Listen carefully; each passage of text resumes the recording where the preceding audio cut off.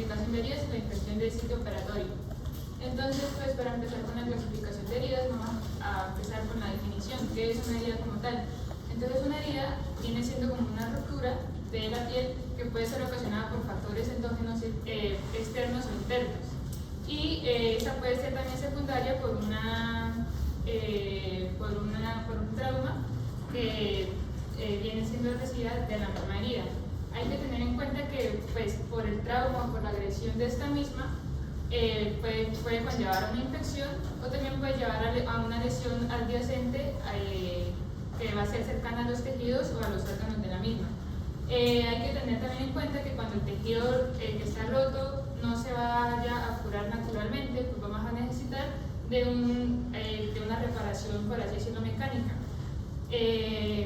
hasta que haya cicatrizado. Pues ya nosotros entendemos a qué nos referimos. Bueno, la etiología. Entonces, ¿qué es lo que hace que los seres humanos como tal tengamos heridas? Pues lo más frecuente van a ser las caídas, los accidentes de tránsito, los accidentes laborales, los accidentes deportivos, las heridas por arma blanca, por armas de fuego y por mordeduras.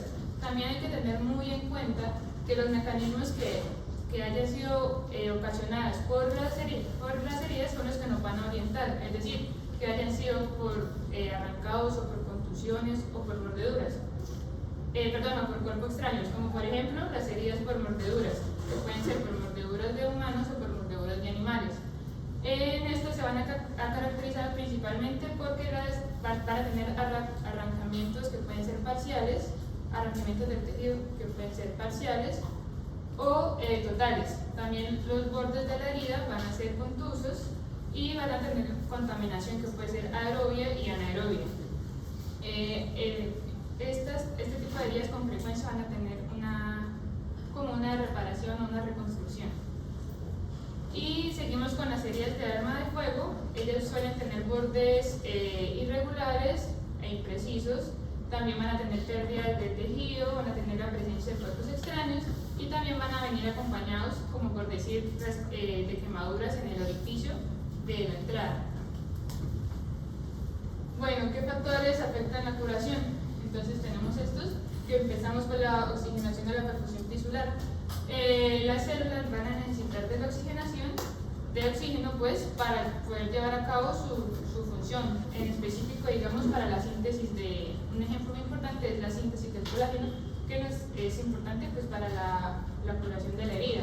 En cuanto a la nutrición, es importante tener en cuenta las proteínas, también las vitaminas, sobre todo la A y la C, y el zinc, que son factores muy importantes también para la formación de la herida, de la cicatrización. También la edad es importante pues porque ya sabemos que entre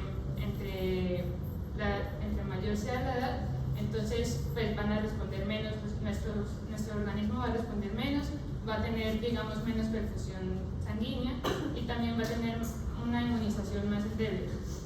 En cuanto a la diabetes, se da porque como va a haber mayor nivel de glucosa en la sangre, este va a obstruir pues, con la concentración de oxígeno, que ya sabemos que es importante para las células y para toda su función. En cuanto a la obesidad, tiene mucho que ver porque ellos tienen como un compromiso tiene que ver con la inflamación. Ellos tienen un factor comprometido con un factor crónico de inflamación, es la palabra. Y en cuanto a las temperaturas, si la temperatura es muy baja, digamos que no va a dejar que va a ralentizar, por así decirlo, todo el sistema de cicatrización. Y en cuanto a la humedad, esta nos va a ayudar a proliferar las infecciones. En cuanto al asa, por ejemplo, pues nos va como, por así decirlo, a anticoagular, y entonces esto nos va a comprometer con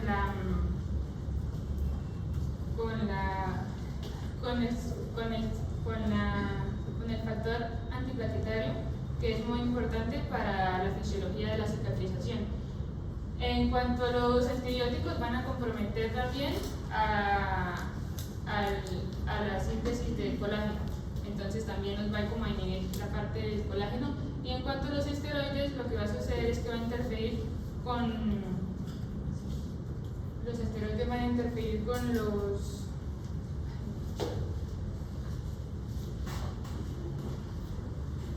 esteroides van a interferir con los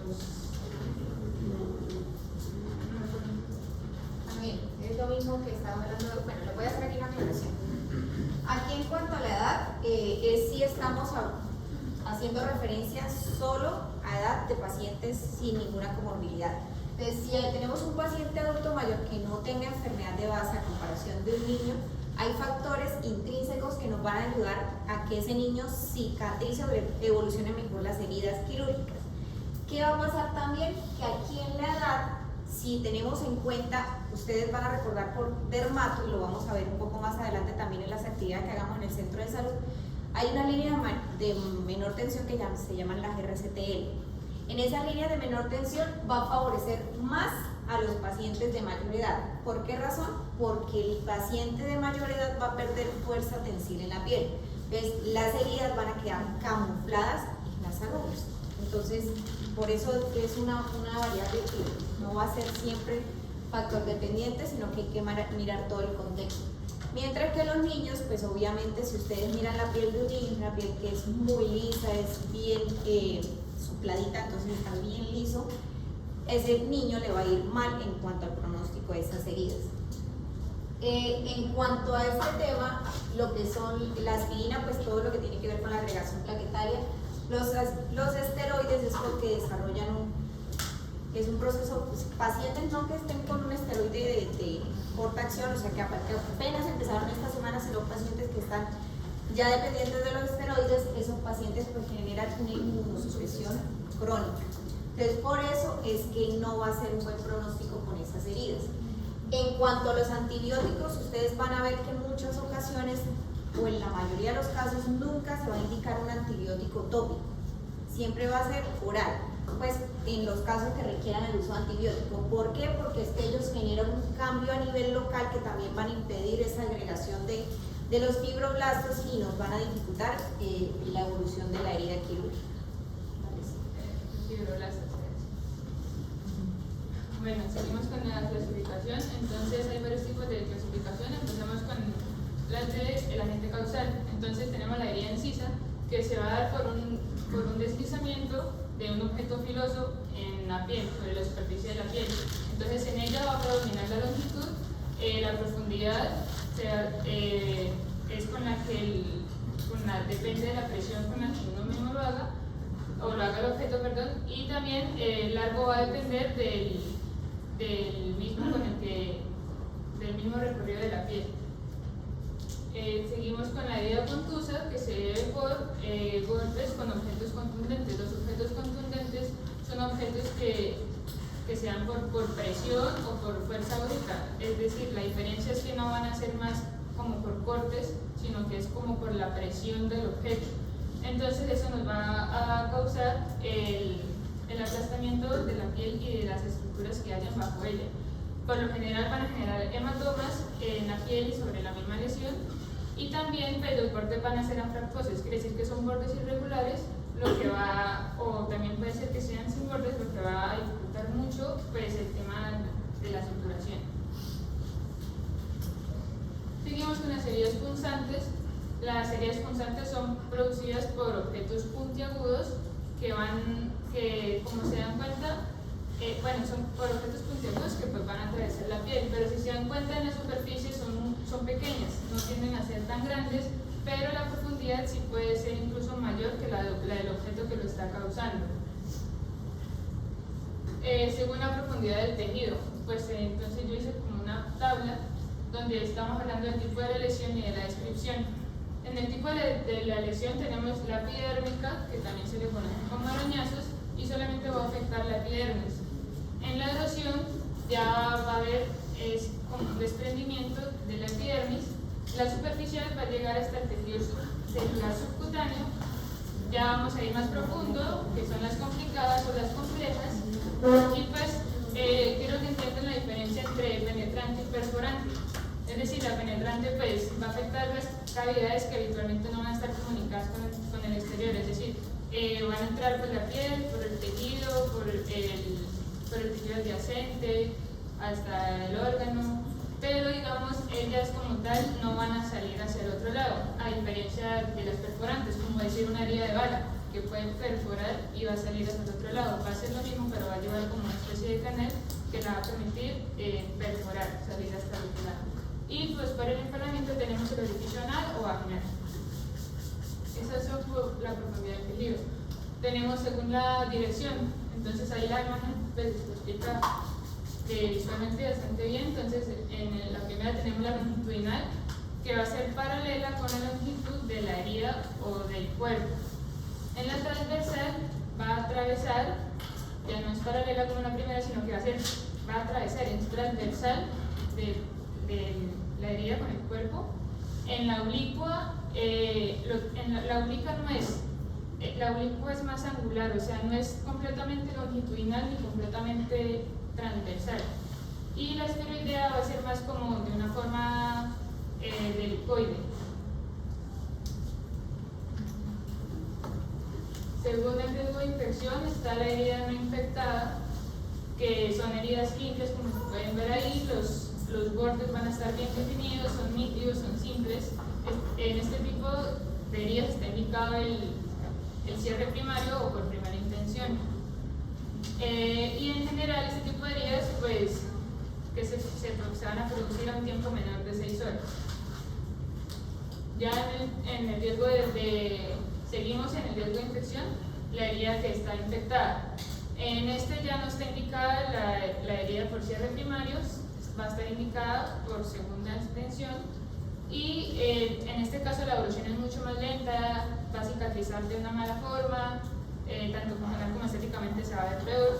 Y bueno, ¿cuáles vamos a incluir en este grupo? Pues las que ya han evolucionado con mucho tiempo, recordemos el tiempo del anterior, las contaminadas, las que vienen por armas de fuego, por mordedura, por picaduras, o que en un principio eran simples pero pues se complicaron.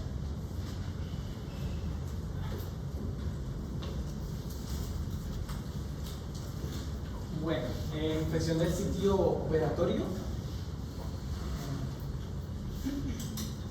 Esta pues básicamente son infecciones que se dan después de la operación, que va a afectar pues un patógeno a lo que vendría siendo los tejidos, los órganos o los espacios que pues se dan en la cirugía de penetración por el cirujano. Entonces pues se clasifica en lo que vendría siendo los incisionales. Una infección incisional es cuando pues abarca lo que vendría siendo la epidermis y la dermis. Y la epidermis, ¿sí? Esto vendría siendo la superficial. La profunda solamente va a abarcar lo que vendría siendo músculos y después nos encontramos por órganos y espacio, ¿sí? El desarrollo de una infección pues, va a depender también de lo que vendría siendo el grado de contaminación microbiana de la herida durante la operación. Esto quiere decir que va a valorar la cantidad de patógenos que haya en el ambiente o que haya en los aparatos de cirugía. La duración del procedimiento, porque entre más tiempo esté expuesto la herida, más porcentaje tiene de contaminación. Los factores del operador, que esto puede beneficiar tanto perjudicar al paciente, como puede ser pues, la inmunidad a ciertas bacterias, o la diabetes, la desnutrición, el consumo del tabaco, ¿sí? Y estos son como pues, los patógenos que más se dan, más infección da en lo que viene haciendo una parte pues, operatoria, ¿sí? El Staphylococcus aureus, el Staphylococcus coagulasa negativo, el Streptococcus y E. coli. Entonces, pues aquí tenemos otra clasificación, que esta es por la carga bacteriana, ¿sí? Se clasifica limpia, contaminada y sucia, que pues, está más abajo. Entonces, primero partimos con la limpia, que esta tiene un porcentaje de contaminación de aproximadamente 2 a 6%. Esto pues, puede variar también dependiendo del estudio que se le haya hecho, pero pues el aproximado está ahí, ¿sí? No varía tanto. Y pues entonces la limpia pues, está caracterizada por presentar una infección, una inflamación. Estas son las que se van a encontrar en la zona de la piel. Si se llega a infectar esta herida, tiene que ser por un patógeno que está cerca. piel, de la epidermis, ¿sí? Entonces también se caracteriza porque no afecta a las vísceras, cosa que sí hace las limpias o contaminadas, que tienen un porcentaje de infectación de aproximadamente de 4 a 8%, ¿sí? Esta, pues, como ya dije, pues afecta a algunas vísceras huecas. La principal de esta es de la vía respiratoria, la digestiva y la genitourinaria. Y pues, un ejemplo de estas son como la cesárea, la apendicectomía. Y pues, una particularidad de esta es que puede controlar el contenido de la víscera, cosa que no puede pasar con las contaminadas, ya que pueden presentar pues, la bilis y la orina infectada, ¿sí? Está contaminada. Y pues esta pues, si está inflamada, tiene infección y se va a dar menos de 4 horas, ¿sí? Entonces eso es algo importante a resaltar. Beto, entonces una herida de la nariz, ¿qué sería? Una herida de la nariz sería limpia. Sería limpia dependiendo si está infectada o no. Si tiene vecino Es limpia contaminada. Entonces las vías respiratorias son vías respiratorias. Una herida en la nariz, una herida en la boca. También sería limpia respiratoria, pero pensaba que me refería, no sé, cerca de la piel. Limpia contaminada en la nariz y en la boca. Eso ya les tiene que quedar claro porque son las heridas que les van a llegar a ustedes en el internado. Son heridas limpias contaminadas. Sí, entonces para complementar, entonces. Ya si ya llevan más de 6 horas, entonces es una herida que, lo que dijo su compañero la que estaba hablando. Después de 6 horas ya, ¿qué pasa con la herida? Ya es contaminada. Sí, entonces pues, la contaminación entonces se da más que todo por mala praxis, o sea, cuando hay pues mala técnica de estéril o pues mala testing o antisepsis, entonces pues, hay más riesgo a la contaminación a la hora de la operación. Entonces la siguiente pues es la herida sucia, yo investigué que eso se daba más de 4 horas, que es la sucia y pues está caracterizada por obviamente tener una infección con tejido necrótico y aparte de eso pues tener contenido purulento, ¿sí? Entonces tiene como la sucia y la anterior pues tiene un porcentaje de contaminación de aproximadamente de 8 a 12%, ¿sí? Entonces aquí podemos ver la imagen, hay diferentes tipos de heridas. Entonces yo quería preguntarle al público qué tipo de herida pues, sería esta. ¿Si alguien me la puede responder?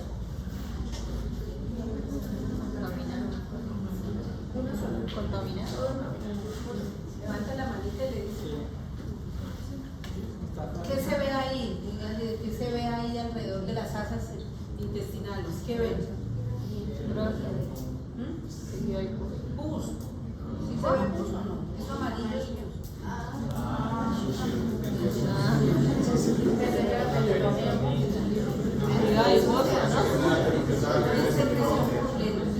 Debería contaminar.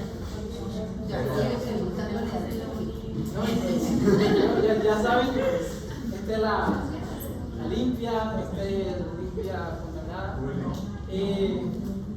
Pues la sucia se da más que todo en la peritonitis como dato importante.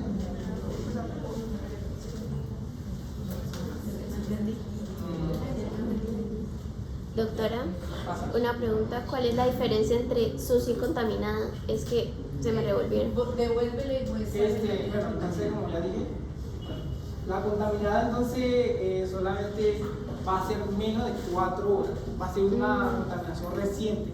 La sucia pues obviamente va a ser más tiempo y obviamente va a estar acompañada de necrosis y contenido purulento. Lo que pasa es que en la sucia es evidente macroscópicamente, tú ves completamente una herida contaminada, la ves llena de tierra, arena, restos vegetales, sí, es evidente macroscópicamente. Él está hablando que, por ejemplo, una herida, si ya lleva más de 6 horas, ya hablamos de una herida contaminada, pero pues no la vemos sucia, ¿sí me entiendes? Sí, más de 6 horas. Incluyen las accidentales abiertas. Esa foto que mostró una fractura abierta, es una herida ya contaminada, esa de la izquierda, es una herida contaminada. Mientras esta de acá, de la derecha, es una sucia, con pus, es evidente, ustedes le ven macroscópicamente, ustedes le ven la contaminación, sino sucia completamente. Entonces, por ejemplo, el paciente que llega arrastrado en la vía y que llega lleno de mezcla de pavimento, de arena, de tierra, o el paciente que llega con una herida por nada de un animal, ustedes le ven los restos de casi de estiércol, materia fecal y todo eso en la herida, es evidente la herida contaminada, pero aquí por ejemplo estamos hablando de cavidades, por ejemplo en una herida torácica, ¿sí? Estamos hablando de cavidad torácica, cavidad pélvica o cavidad cardíaca, ya es una herida que ustedes, es evidencia que hay un líquido purulento, ¿cierto? Bueno. Como la peritonitis. Como en la peritonitis en el caso del abdomen, o con la pericarditis con secreción que ustedes ven el seroma, o en la pleura que se puede ver que hay pus, ya es evidente macroscópicamente que la herida es sucia. Bueno. Pero léeles las heridas sucias ahí. Bueno, entonces la herida sucia comprende heridas traumáticas en las que hubo un retraso notable en el tratamiento y pues como ya dije, como la que existe el tejido necrótico y pues se crea una infección franca y pues se manifiesta en presencia de material purulento y pues está acompañada de una gran contaminación. Es muy evidente cuando ustedes ven una herida llena que ustedes lavan y lavan y lavan y eso siguen restos ahí. Esa es la herida que está sucia. Bueno, entonces ahora respecto al tratamiento, tenemos primero el tratamiento antibiótico, que pues se va a dar más que todo lo que está haciendo el tipo 4, ¿sí? La herida sucia. Entonces hay que hacerlo lo antes posible, después de una hora de detección de sepsis, ya sea choque séptico, ¿sí? Y pues dice que tiene que ser un antibiótico de amplio espectro, ¿sí? Donde tiene que ser aproximadamente de 7 a 10 días el tratamiento y pues suspender el antibiótico pues si se descubre que no hay ningún tipo de infección. Entonces el tratamiento antibiótico que más se suele dar es la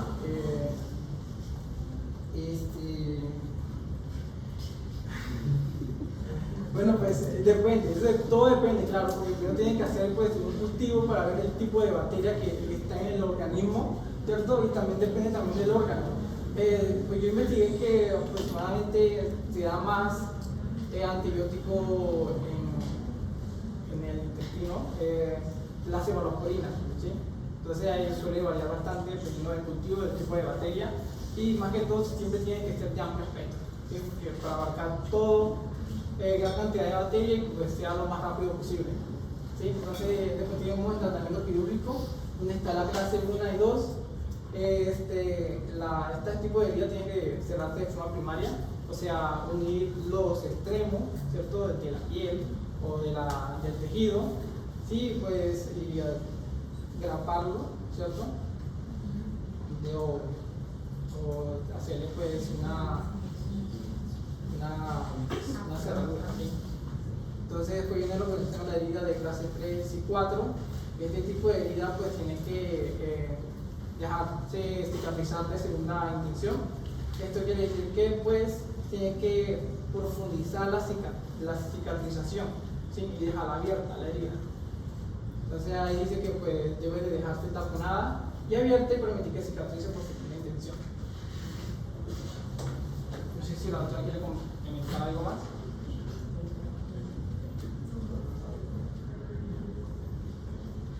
¿Tienen alguna pregunta? Sí, o sea, tratamiento antibiótico para cuál. Eso es, o sea, hay una, digamos, en el servicio de urgencias hay unos protocolos para el manejo, generalmente son cefalosporinas de primera o segunda generación. Cuando ustedes piensan que la herida es muy, pero eso va escalonado, porque no debemos empezar de una vez con, por decir algo, si sospechamos que es un estafilococo dorado, si no saben decir aureus, porque es dorado, aureus, o sea, hay que decir dorado en español. Bueno, el estafilococo, si sospechamos que es un estafilococo, pues no vamos a empezar de una vez con una vancomicina, y vamos quemando etapas. Siempre todo, como ustedes vieron en medicina interna y farmacología, debe ir escalonado para no generar resistencia con las armas que se tienen en infectología. Entonces siempre se empieza con una cefalosporina de primera o segunda generación y se le asocia a veces un aminoglicósido. Hay que tener cuidado con los pacientes de más de 50 años con los aminoglicósidos, teniendo en cuenta que pueden hacer un daño renal si el paciente es diabético, hipertenso, sin tener cuidado sobre todo con la gentamicina. Se pueden utilizar también la micacina, pero sabemos que puede dar una sordera transitoria en los pacientes, ¿de acuerdo? Y dependiendo de la guía que nos dé medicina interna, podemos utilizar, si estamos pensando en otro tipo de germen, en una clindamicina, ¿cierto? Pero pensando en anaerobios, pero siempre se piensa primero en gérmenes gram positivos, y cuando uno sospecha, cuando hay una herida muy contaminada o sucia, le agregamos para gram negativos. Si es una herida abdominal, ya sabemos cuáles son las bacterias que hay en el tracto gastrointestinal. Entonces depende de cada caso, no podemos decir que todo lo vamos a manejar con lo que teníamos ahí escrito en el brazo. ¿Qué era lo que tenía escrito? ¿Pueden leer? Ceftriaxona. Ceftriaxona, es una cefalosporina. Entonces, no todo lo podemos manejar con cefalosporina. Bueno, entonces nos vamos a ayudar con medicina interna, nos va a decir, no, asociemos clindamicina, no, esto es un estafilococo, empecemos con oxacilina, que es para ser gérmenes gram positivos, ¿cómo se dice?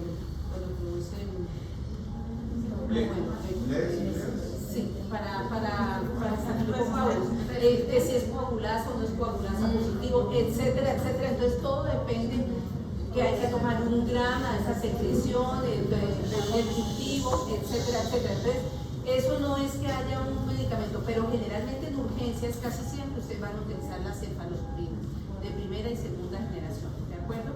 Dependiendo de lo que ustedes vean de la contaminación de la herida. Si es una herida superficial, la manejamos con cefalosporina de primera generación. Incluso la mandamos oral y lo mandamos a la casa, lo suturamos allá en urgencias, ustedes ponen anestesia local, lavan la herida, le ponen puntos de afloramiento y le inician el antibiótico oral de primera generación, que puede ser ¿cuál? Oral, ¿cuál podría ser? La cefalexina, muy bien. Bueno, muy bien. ¿Qué más? Bueno, eso es importante, ¿no? Repasen lo de las clasificaciones de las heridas de acuerdo a lo que yo empecé a llegar, que era por el mecanismo del trauma, ¿cierto? Después hablaron de él. Entonces, el mecanismo del trauma hablaron de